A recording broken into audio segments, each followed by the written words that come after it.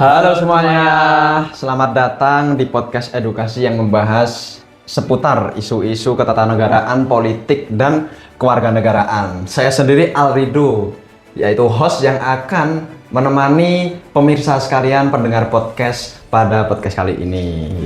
Nah, tema yang akan kita bahas sendiri adalah sistem pemerintahan Indonesia pada era Presiden Jokowi, lebih tepatnya pada tahun 2014 hingga 2024. Selama 2 periode kepemimpinannya, Presiden Joko Widodo menghadirkan berbagai kebijakan, dinamika politik, hingga produk hukum yang cukup banyak dan bahkan beberapa di antaranya menuai pro kontra dalam masyarakat. Nah, untuk membahasnya secara lebih mendalam telah hadir narasumber kita nih, yaitu Mas Andri. Halo Mas Andri, bagaimana kabarnya Mas? Halo Mas Aldido, Alhamdulillah baik. Terima kasih sudah mengundang saya pada kesempatan kali ini. Senang sekali bisa berdiskusi dengan Mas Aldido pada membahas tentang sistem pemerintahan Indonesia pada era Presiden Joko Widodo. Gitu. Baik Mas Andri, sebelum kita membahas pemerintahan nih pada Presiden Joko Widodo, mungkin alangkah baiknya kita mulai dari konsep dasarnya terlebih dahulu nih. Apa sebenarnya yang dimaksud dari sistem pemerintahan itu sendiri? Oke Mas Aldido, jadi teman-teman, sistem pemerintahan merupakan tata cara atau mekanisme yang mengatur bagaimana suatu negara itu diselenggarakan, termasuk hubungan antara lembaga negara dalam menjalankan kekuasaannya. Jadi sistem ini menentukan siapa yang menjalankan kekuasaan eksekutif, bagaimana proses pengambilan keputusan yang dilakukan, serta bagaimana hubungan antara lembaga eksekutif, legislatif, dan juga yudikatif. Di Indonesia sendiri, pemerintah diatur dalam Undang-Undang Dasar Negara Republik Indonesia tahun 1945. Setelah amandemen UUD 1945 pada tahun 1999 hingga tahun 2002. Jadi, Indonesia secara tegas menganut sistem pemerintahan presidensial. Dalam sistem pemerintahan presidensial, Mas, presiden memiliki dua kedudukan sekaligus, di mana presiden itu sebagai kepala negara dan juga kepala pemerintahan. Presiden itu dipilih langsung oleh rakyat melalui pemilihan umum seperti itu, dan dapat dipilih kembali dalam 1 kali masa jabatan seperti itu, Mas. Baik, jadi Mas, selama pemerintahan Presiden Joko Widodo sendiri nih, sistem yang digunakan apakah tetap sistem presidensial ya? Betul sekali, Mas. Jadi yang berubah itu bukan sistemnya, tetapi bagaimana sistem tersebut itu dijalankan sesuai kebutuhan pembangunan nasional, kondisi politik pada saat itu, terus tantangan yang dihadapi dalam pemerintahan itu seperti apa gitu. Jadi tetap menggunakan sistem presidensial. Oke, baik Mas. Kalau begitu nih, bagaimana karakteristik pemerintahan Presiden Joko Widodo nih selama 2 periode? Apakah ada sesuatu yang berbeda gitu dari periode-periode presiden yang lain seperti itu? Oke, jadi kalau kita membahas periodenya Pak Jokowi ya, Pak Jokowi itu menjabat selama 2 periode. Jadi periode yang pertama itu pada tahun 2014 hingga 2019. Periode kedua itu tahun 2019 hingga tahun 2024. Di mana selama 2 periode tersebut Indonesia tetap menggunakan sistem presidensial. Namun terdapat beberapa karakteristik pemerintahan yang cukup menonjol gitu, mulai dari pembangunan infrastruktur seperti jalan tol, bendungan dan lain sebagainya, dan yang paling unik itu pembangunan ibu kota Nusantara. Oh, yang berada di Kalimantan itu ya, Mas? Nah, jadi ibu kota Nusantara itu sudah dipindah gitu. Jadi ke Kalimantan. Itu zamannya dari Pak Jokowi gitu. Ya, yang kedua itu pemerintah mendorong reformasi birokrasi dan digitalisasi pelayanan publik. Jadi pelayanan publik pada pemerintahannya Pak Jokowi itu sudah beralih menjadi pelayanan-pelayanan yang dapat diakses melalui smartphone. Gitu. Sudah beralih ke digital seperti itu ya, Mas? Terus yang ketiga itu pemerintahannya itu mengembangkan hilirisasi sumber daya alam agar Indonesia itu tidak hanya mengekspor barang mentah, tetapi juga menghasilkan produk bernilai tambah. Dan pada pas Pak Jokowi itu kan masa-masa COVID-19 ya, Mas, yang berdampak pada sektor kesehatan, ekonomi, pendidikan, dan juga banyak sekali PHK tentunya. Tapi pada pemerintahnya Pak Jokowi mungkin itu juga lumayan stabil gitu. Jadi tidak seperti negara-negara yang lain mengalami inflasi dan lain sebagainya gitu. Selain itu, Presiden Jokowi itu juga membangun koalisi pemerintahan yang sangat besar, sehingga dukungan partai politik terhadap pemerintah itu di DPR relatif kuat kepada Pak Jokowi. Oh, siap Mas. Jadi dalam sistem presidensial tentu presiden dibantu oleh para menteri. Nah, kemudian pertanyaannya, bagaimana hubungan presiden dengan kabinet pada era Presiden Joko Widodo ini dapat berjalan dengan baik, Mas, seperti itu. Oke, jadi kalau pada masanya Pak Jokowi itu hubungan presiden dan kabinet itu sangat erat karena para menteri itu bertanggung jawab langsung kepada presiden gitu.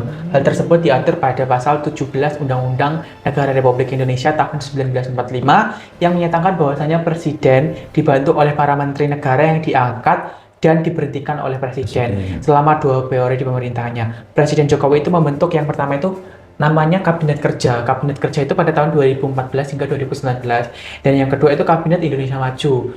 Itu pada tahun 2019 sampai 2024. Kalau yang pemerintahnya Pak Prabowo sekarang kan kabinet apa? Merah putih ya? Merah putih, Mas. Nah, Betul, Mas. jadi dari pemerintahan itu berbeda-beda gitu. Beda-beda. Dan pemerintahnya Pak Jokowi itu masing-masing itu ada 34 kementerian gitu. Selain itu terdapat pejabat setingkat menteri seperti Jaksa Agung, Panglima TNI, Kapolri, Kepala BIN, Kepala Staf Kepresidenan, dan beberapa kepala badan lainnya seperti itu. Oke, Mas, kalau kita melihat dari segi komposisi kabinetnya nih, apakah semuanya berasal dari suatu partai politik seperti itu? Oke, tentunya kan dari Pak Jokowi sendiri itu kan berasal dari fraksi PDI Perjuangan. Jadi betul. pada saat itu kan juga DPR itu kan banyak sekali yang dikuasai oleh PDI Perjuangan. Jadi kursi-kursinya. kalau kita lihat tidak semua, Mas. Jadi kalau kabinet Pak Jokowi itu merupakan kombinasi antara tokoh profesional dan juga tokoh partai politik. Jadi tidak semua itu berasal dari partai politik. Misalnya nih, Menteri Keuangan yang dulu itu Bu Sri Mulyani. Itu kan profesional dan dia tidak tergabung dalam partai PDI, Gerindra dan lain sebagainya, enggak. Terus Bapak Basuki itu yang sering turun ke lapangan itu, Pak Menteri PUPR gitu. Terus Pak Budi Gunadi itu Menteri Kesehatan. Sedangkan dari partai politik itu kan biasanya berasal dari PDI Perjuangan, Golkar, apalagi Mas? PKB, Mas. Terus P3. Terus PAN, terus Nasdem, dan yang terakhir adalah Gerindra gitu. Jadi strategi ini tuh bertujuan untuk membangun keseimbangan antara profesionalisme dengan stabilitas politik pada saat itu. Oke, Mas. Kemudian nih, sekarang kita membahas hubungan presiden dengan DPR seperti itu. Nah, bagaimana hubungan kedua lembaga tersebut? Oke, tentunya kan kalau kita lihat pas pemerintahnya Pak Jokowi ya, DPR dan presiden sama-sama dari fraksi PDI Perjuangan. Jadi kalau dilihat pasti memiliki kedudukan yang sejajar dan sangat erat. Tapi fungsinya berbeda, Mas. DPR itu kan menjalankan 3 fungsi utama, yaitu yang pertama fungsi legislasi, fungsi anggaran, dan juga fungsi pengawasan. Seperti itu. Jadi setiap rancangan undang-undang itu harus dibahas bersama Presiden dan juga DPR sebagaimana diatur dalam pasal 20 Undang-Undang Dasar Negara Republik Indonesia tahun 1945 yang menarik selama pemerintahan Pak Presiden Jokowi. Sebagian besar partai politik DPR itu bergabung dalam koalisi pemerintahan. Oke, berarti dukungan Presiden di DPR cukup besar begitu ya, Mas? Benar. Jadi bahkan pada periode kedua, Pak Jokowi itu koalisi pendukung pemerintah menguasai sekitar 80%, Mas. Jadi 80% lebih kursi dari DPR itu dikuasai oleh fraksi. DPR dari fraksi PDI. Oke. Berarti hampir semuanya ya itu, Mas. Pokok yang pertama itu PDI Perjuangan itu paling kuat pada zaman itu. Terus dilanjut Golkar, Gerindra, PKB, PAN, P3 sama Nasdem. Jadi sementara partai yang berada di luar itu sebagian besar adalah misal PKS atau Demokrat pada sebagian besar masa pemerintahan gitu. Oke, Mas. Kemudian nih, selama 10 tahun tentu banyak sekali ya undang-undang yang dikatakan lahir seperti itu. Nah, bisa dijelaskan nih berapa regulasi penting pada masa pemerintahan Presiden Joko Widodo? Oke, tentunya saya akan membagi ya, Mas, jadi 2 periode agar lebih mudah. Yang pertama itu periode pertama tahun 2014 hingga 2019. Beberapa undang-undang penting yang dihasilkan ya, Mas. Antara lain itu ada Undang-Undang Nomor 2 tahun 2015 yang menetapkan Perpu Nomor 1 tahun 2014 menjadi undang-undang sebagai dasar hukum pemilihan langsung kepala daerah. Jadi tentang pemilu kepala daerah gitu. Yang kedua ada Undang-Undang Nomor 19 tahun 2016 yang berupa Undang-Undang Informasi dan Transaksi Elektronik atau biasa kita UU sebut ITE. UU ITE kalau kita sebutnya Iya, sekarang. Mas. Gaulnya lah. Iya.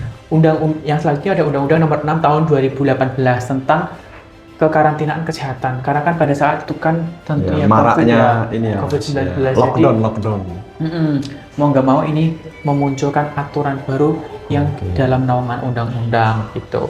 Dan yang selanjutnya ada Undang-Undang Nomor 19 Tahun 2019 tentang Undang-Undang Perkawinan yang menaikkan batas usia. Jadi Undang-Undang Perkawinan itu menaikkan batas usia minimal perkawinan itu menjadi 19 untuk perempuan gitu.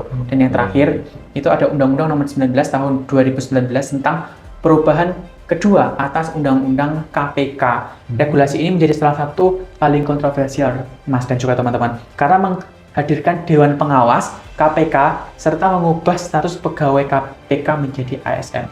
Revisi ini memicu demokrasi mahasiswa secara nasional pada tahun 2019, karena kita lihat banyak ya kalau tahun 2019 itu demonya Demo cukup besar-besaran.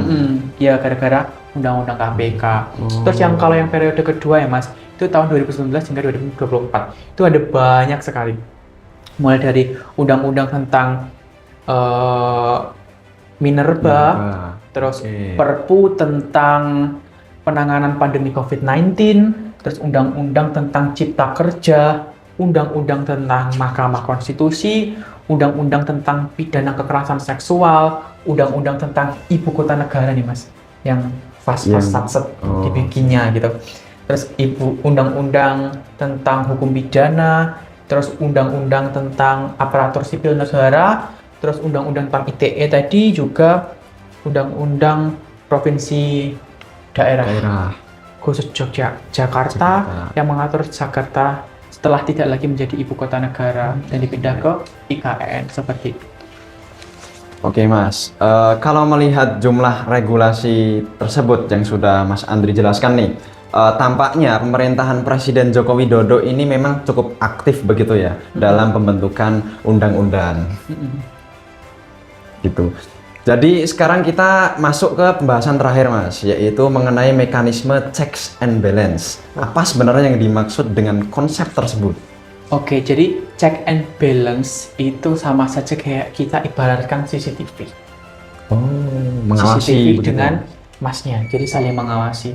Check and balance itu adalah mekanisme Mas, saling mengawasi dan saling mengimbangi antara lembaga negara yang satu dengan yang lain agar tidak terjadi pemutusan atau penyalahgunaan kekuasaan gitu. Jadi adanya sebab akibat itu harus didasarkan pada alasan. Maka dari itu adanya check and balance. Dalam sistem ketatanegaraan Indonesia, mekanisme ini dijalankan oleh Presiden, DPR, MK, MA, dan juga BPK, dan juga lembaga negara lainnya. Pada era Pak Jokowi, mekanisme ini tetap berjalan. Misalnya, MK melakukan pengujian undang-undang terhadap judicial review. Salah satu contohnya adalah putusan Mahkamah Konstitusi nomor 91 garing PUU X 9 tahun 2020 yang menyatakan Undang-Undang Cipta Kerja konstitusional bersyarat yang memerintahkan pemerintah serta DPR melakukan perbaikan dalam jangka waktu tertentu gitu.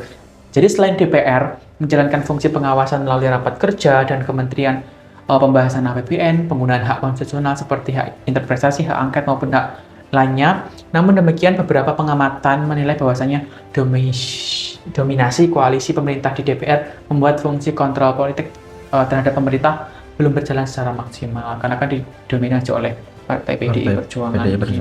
Oke, baik. Jadi teman-teman, checks and balance itu secara sederhananya adalah mekanisme saling mengawasi dan mengimbangi begitu ya teman-teman antar lembaga legislatif, yudikatif maupun eksekutif agar tidak ada penyalahgunaan kekuasaan seperti itu.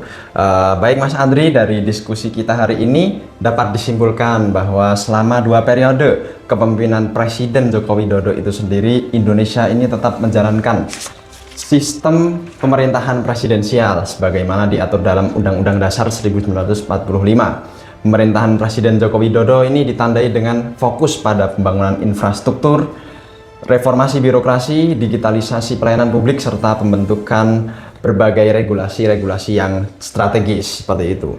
Hubungan Presiden dengan Kabinet menunjukkan kuatnya peran presiden sebagai kepala pemerintahan, sedangkan hubungan presiden dengan DPR relatif harmonis karena didukung oleh koalisi mayoritas di parlemen. Oke Mas, jadi selain itu berbagai kebijakan yang dihasilkan ya selama 2 periode itu pemerintah tentu membawa dampak positif sekaligus memunculkan berbagai kritik dari masyarakat. Misalnya nih, pada COVID-19 itu kan negara lain pada chaos ya. Iya, betul, Tetapi Mas. Indonesia ekonominya masih stabil, barang-barang tidak naik begitu cepat, terus pekerjaan juga masih layak seperti itu. Jadi pada pemerintahnya Pak Jokowi itu ada positif dan juga negatifnya seperti itu, dan menuai pro dan juga kontra dari lapisan masyarakat. Oleh karena itu mekanisme check and balance itu menjadi sangat penting atau sangat utama lah agar setiap kebijakan itu tetap berjalan sesuai dengan prinsip demokrasi, terus konstitusi dan juga supremasi hukum, supaya juga dengan asas-asas umum pemerintahan yang baik itu seperti apa juga harus